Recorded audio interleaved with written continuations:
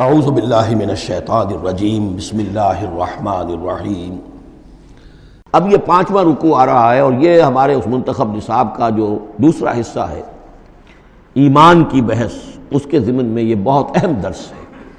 اور یہ آیت نمبر 35 جو آ رہی ہے، یہ قرآن مجید کی عظیم ترین آیات میں سے ہے۔ اس سورہ مبارکہ کی بھی آیت نمبر 35 اور سورہ احزاب میں بھی بالکل ٹھیک یہی نمبر آیت نمبر 35 آپ کو ملے گی۔ یہ ایمان پر اور وہ اسلام کی کیفیات پر قرآن مجید کی عظیم ترین آیات ہے۔ اللہ نور السماوات والارض، اللہ آسمانوں اور زمین کا نور ہے۔ مثل نور ہی، اس پر ایمان کی مثال، اس کے نور ایمان کی مثال ایسی ہے کہ مشکاتن، جیسے ایک طاق ہے، فیہا مصباح، اس میں ایک چراغ روشن ہے۔ المصباح فی زجاجہ، وہ چراغ جو ہے چمنی کے اندر ہے، شیشہ ہے اس کے اوپر، جیسے لالٹینیں ہوتی تھی پچھلے زمانے میں، گلوب کے ساتھ جو ہے وہ لیمپ ہوتے تھے۔ الزجاجۃ کأنہا کوکب دری، اور وہ شیشہ چمک رہا ہے جیسے کہ ایک چمکدار ستارہ ہو۔ یوقد من شجرۃ، اور اس مصباح میں، اس دیے میں، اس چراغ میں جلایا جا رہا ہے تیل، کس کا؟ ایک شجرہ مبارکہ زیتونہ کا، ایک ایسا مبارک درخت زیتون کا، لا شرقیۃ ولا غربیہ، جو نہ شرقی ہے نہ غربی ہے۔ یعنی یہ کہ درخت ہے، جھنڈ ہے ایک۔ اب اگر تو اس جھنڈ کے مشرق میں کوئی درخت ہے تو صبح کی دھوپ تو انہیں ملے گی، شام کی نہیں ہوگی۔ مغرب میں ہے تو شام کی دھوپ مل جائے گی، صبح کی نہیں ملے گی۔ ایک علیحدہ کھڑا ہوا ہے کوئی، جس کے نہ ادھر کوئی اور ہے نہ ادھر کوئی اور درخت ہے، تو پورے دن کی تمازت دھوپ کی جو ہے وہ جذب کر رہا ہے۔ اور ایسے درخت کا جو روغن زیتون ہوتا تھا وہ بہت صاف شفاف، اسی کی مثال دی جا رہی ہے کہ نہ شرقی ہے نہ غربی ہے، وہ کسی جانب سے اوٹ میں ہے ہی نہیں۔ یکاد زیتھا یضیء، اس کا جو روغن ہے وہ بھڑک اٹھنے کو بیتاب ہے، قریب ہے کہ روشن ہو جائے۔ وَلَوْ لَمْ تَمْسَسْهُ نَارٌ، چاہے اسے ابھی آگ نے چھوا ہی نہ ہو۔ نور علی نور، جب آگ مس کر جائے، چھو جائے، تو پھر نور علی نور ہے، وہ بھڑک اٹھتا ہے۔ یہدی اللہ لنورہ من یشاء، اللہ تعالیٰ ہدایت فرماتا ہے اپنے نور کی جانب جس کو چاہتا ہے۔ وَيَضْرِبُ اللَّهُ الْأَمْثَالَ لِلنَّاسِ، اور اللہ تعالیٰ مثالیں بیان کرتا ہے لوگوں کے لیے۔ وَاللَّهُ بِكُلِّ شَيْءٍ عَلِيمٌ، اور اللہ ہر چیز کا کما حقہ علم رکھتا ہے۔ یہ اصل میں ایمان کے لیے، اس کے اجزاء ترکیبی کے لیے بہترین تمثیل ہے، جس کو میں پہلے بیان کرتا رہا ہوں کہ ایک ہے فطرت، انسانی فطرت۔ اگر فطرت سلیم ہے تو اس کے اندر یہ ایمانی حقائق موجود ہیں، معرفت خداوندی موجود ہے۔ البتہ اس پر کوئی پردے آ گئے ہیں، اس کے اوپر جو ہے کچھ غلاف پڑ گئے ہیں، اور جب آتی ہے وہی، وہ اس کو ایکٹیویٹ کرتی ہے۔ آیات الہیہ جو ہیں، آیات قرآنیہ، وہ اندر کے اندر جو ڈورمنٹ اس کی کانشسنس ہے ایمان کی، اس کو ایکٹیویٹ کر کے شعور پر لے آتی ہے۔ اس کو یوں سمجھے کہ جیسے تیل ہے۔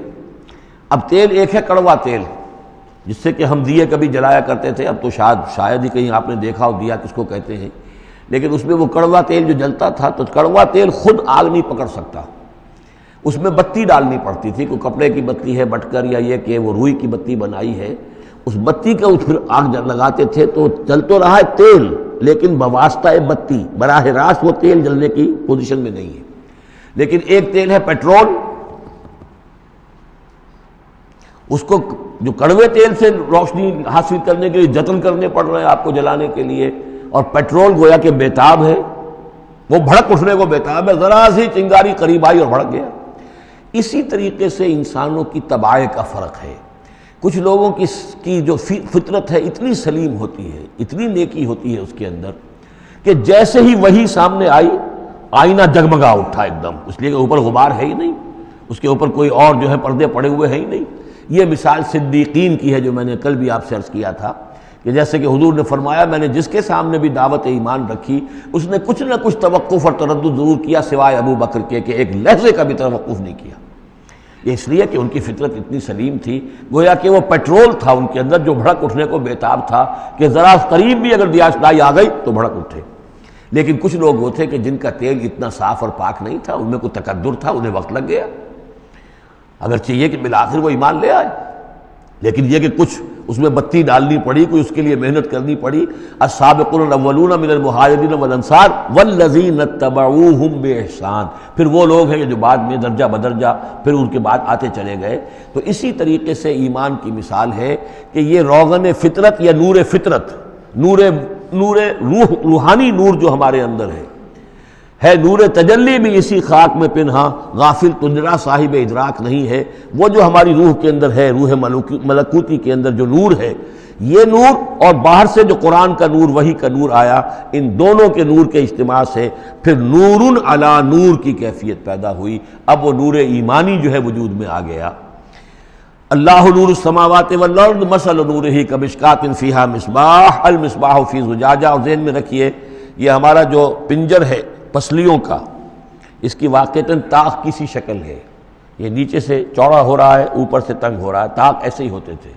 ڈائفرام جو ہے وہ اس طاق کا گویا کہ فلور ہے، جو ہمارے ایبڈومینل کیویٹی کو چیسٹ کیویٹی سے علیحدہ کرنے والا عضو ہے، اور دل رکھا ہوا ہے اس کے اوپر، یہ گویا کہ چراغ ہے۔ اس دل میں نور ایمان ہوتا ہے، اس دل کے اندر جو ہے وہ اللہ کا نور، اور یہ نور بنا ہے دو چیزوں سے، ایک وہ نور فطرت جو اس کے اندر موجود تھا، اس کی روح کے اندر، اور ایک نور وحی۔ ان دونوں کے اجتماع سے نور علی نور، وہ نور جو ہے وہ نور ایمان کی شکل میں اس قلب کے اندر جو ہے وہ جاگزی ہوا اور قلب منور ہو گیا۔ المصباح فی زجاجہ، الزجاجہ کأنہا کوکب دری یوقد من شجرۃ مبارکۃ زیتونۃ لا شرقیۃ ولا غربیہ یکاد زیتها یضیء ولو لم تمسسہ نار نور علی نور یہدی اللہ لنورہ من یشاء۔ یہ نور علی نور ہے، دو نوروں کے جمع ہونے سے یہ نور ایمان وجود میں آیا، نور فطرت، نور وحی۔ اور اللہ تعالیٰ ہدایت دیتا ہے اپنے نور کی جس کو چاہتا ہے، اور اللہ یہ مثالیں لوگوں کے لیے بیان کرتا ہے۔ باقی اللہ کو تو ہر شے کا کما حقہ علم ہے، مثال کی ضرورت انسانوں کے لیے ہے کہ جو ان لطیف حقائق کو ایسے ہی از خود نہیں سمجھ سکتے۔ اب جن لوگوں کے دلوں میں یہ نور ایمان پیدا ہو جاتا ہے، ان کی ایک جھلک دکھائی جا رہی ہے کہ ان کی شخصیت، ان کی زندگی کی دلچسپیاں کیا ہوتی ہیں۔ فی بیوت اذن اللہ ان ترفع ویذکر فیہا اسمہ، ان گھروں میں جن کا کہ اللہ نے حکم دیا کہ انہیں بلند کیا جائے، یعنی مساجد۔ بلند کرنے سے مطلب یہ ہے کہ ان کو نمایاں بنایا جائے۔ ہر مسلمان آبادی میں معلوم ہو کہ مسجد ایک نمایاں شے ہے، یہ ضروری نہیں کہ اس کی ڈیکوریشن ہو، اس کے اوپر جو ہے خام خواہ تکلفات میں پیسے خرچ کیے جائیں، لیکن یہ کہ ایک تو یہ کہ وہ نمایاں ہونی چاہیے، معلوم ہو کہ اس آبادی کا مرکز یہ ہے۔ نمبر دو یہ ہے کہ ترفع، اس کو ہر طریقے سے، ہر معنوی گندگی سے بھی پاک رکھا جائے۔ وَيُذْكَرَ فِيهَا اسْمُهُ، اس میں اس کا نام لیا جائے۔ يُسَبِّحُ لَهُ فِيهَا بِالْغُدُوِّ وَالْآصَالِ، یہ جو صاحب ایمان لوگ ہیں جن کے دلوں میں ایمان کی قندیلیں روشن ہیں، یہ تسبیح کرتے ہیں اللہ کی ان گھروں کے اندر، صبح کے وقت بھی اور شام کے وقت بھی۔ رجال، وہ جواں مرد، لا تلہیہم تجارت ولا بیع عن ذکر اللہ واقام الصلاۃ، جن کو غافل نہیں کر سکتی نہ کوئی تجارت، نہ کوئی خرید و فروخت اللہ کی یاد سے اور نماز کے قائم کرنے سے، وایتاء الزکاۃ اور زکوٰۃ کے ادا کرنے سے۔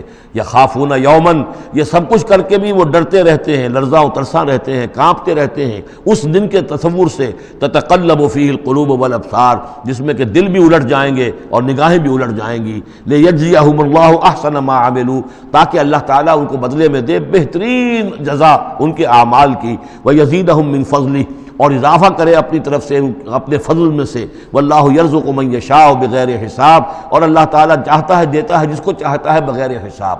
اللہم ربنا اجعلنا منہم، یہ تو مومن صادق کے لیے ایمان ان کے دلوں میں ہے، اس کی تمثیل یہ ہے، اور ان کے کردار کی جھلک یہ ہے۔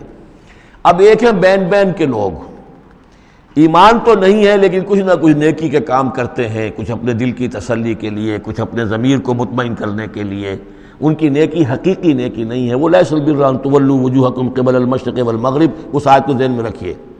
والذین کفروا، اور جو لوگ ایمان سے تہی ہیں، محروم ہیں، کافر ہیں، ان کی نیکیاں، ان کے اعمال کیا ہیں؟ کسراب، جیسے ریت ہو، سراب ہو، بقیعۃ، ایک چٹیل میدان میں، یحسبہ الظمآن ماء، پیاسا سمجھتا ہے کہ پانی ہے، حتی اذا جاءہ، یہاں تک کہ وہ جب وہاں پہ گھسٹ کر بھی پہنچتا ہے تو معلوم ہوتا ہے لم یجدہ شیئا، کچھ نہیں پاتا وہاں پر، ووجد اللہ عندہ، اور اللہ کو پاتا ہے وہاں موجود، فوفاہ حسابہ، تو اللہ تعالیٰ اس کا حساب اسے پورا چکا دیتا ہے۔ واللہ سریع الحساب، اور اللہ جو ہے حساب چکانے میں دیر نہیں لگاتا۔ یعنی یہ جو نیکیاں ہوتی جھوٹی نیکیاں، ملمے کی نیکیاں، حقیقی ایمان نہیں ہے، ایمان باللہ نہیں ہے، ایمان بالآخرت نہیں ہے، لیکن یوں ہی کچھ نہ کچھ نیکیاں ہیں، کچھ خدمت خلق کے کام ہے، اس طرح کی چیزیں اللہ کی نگاہ میں ان کی کوئی وقت نہیں۔ اس کے لیے پہلے ایک مثال سورہ ابراہیم میں آ چکی ہے، دوسری مثال یہ کہ یہ نیکیاں سراب کے مانند ہیں، جنہیں پیاسا سمجھتا ہے کہ یہ پانی ہے، حقیقت میں پانی نہیں ہے۔ اب تیسرا جو کردار ہے وہ یہ ہے کہ جن کے دلوں میں، جن کی زندگیوں میں یہ جھوٹ موٹ کی نیکی بھی نہیں ہے، نفس پرستی اور دنیا پرستی، اور ان کے اندر ہر طرح کی گندگی جو ہے وہ آ چکی ہے۔ ان کی مثال کیا ہے؟ او کظلمات فی بحر اللجی، یا جیسے کہ اندھیرے ہوں ایک بڑے گہرے سمندر میں، یغشاہ موج، اس کے اوپر ایک موج چڑھی ہوئی ہو، من فوقہ موج، اس کے اوپر ایک اور موج ہو، من فوقہ سحاب، اور اوپر جو ہے بادل بھی ہوں۔